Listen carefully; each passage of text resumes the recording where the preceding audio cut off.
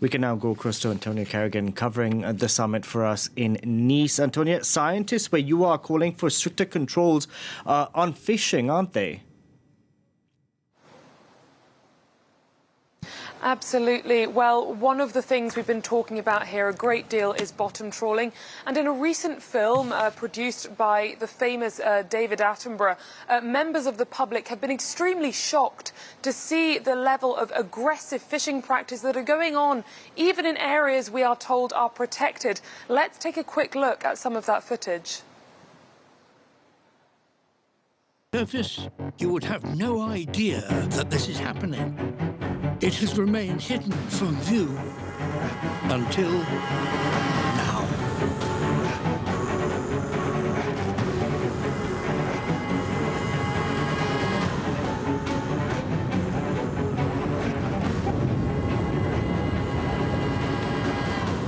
A modern industrial bottom trawler scours the ocean floor with a chain or metal beam, forcing anything it disturbs into the net behind.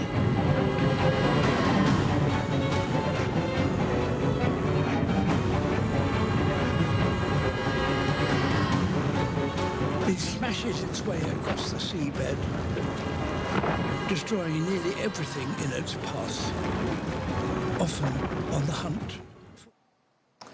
Well, I'm joined here in Nice by Professor Callum Roberts of the Blue Marine Foundation and Convex Seascape survey. So these very destructive fishing practices are going on in many of our marine protected areas. We've had some announcements or comments from Emmanuel Macron and from the British government about reining in some of these practices. But what we've seen you calling for recently is something much more radical.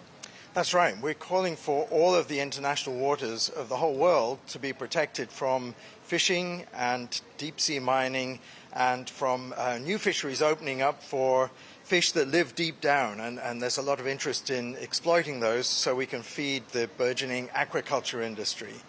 So we're calling for this to be protected because those international waters hold very important resources that need to be built up again.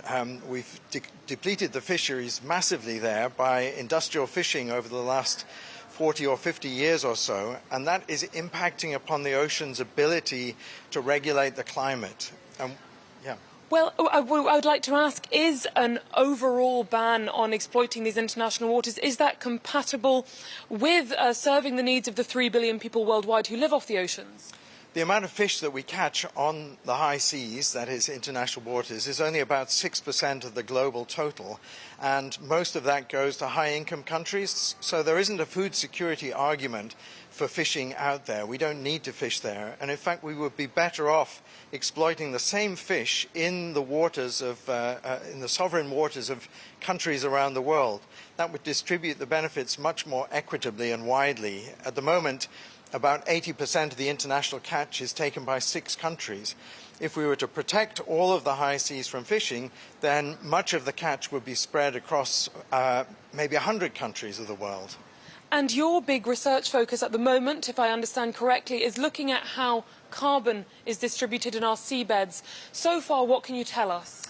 Well, the sea is one of the biggest carbon stores on Earth and probably one of the most secure. We've seen increasing evidence of terrestrial carbon stores like forests and peat bogs going up in smoke and drying out, losing their carbon to the atmosphere and accelerating climate change.